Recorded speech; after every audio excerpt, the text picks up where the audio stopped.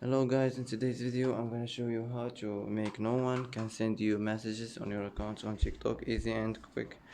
First, click on your profile, click on these three lines here, click settings and privacy, and now click privacy. Now click messaging, and now click no one. And here you can make no one can send you messages on your account on TikTok, easy and quick. And that's it for today.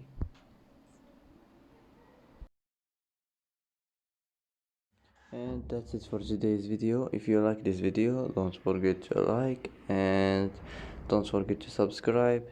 I hope this video is helpful for you, and thanks for watching until the end, and see you in the next video.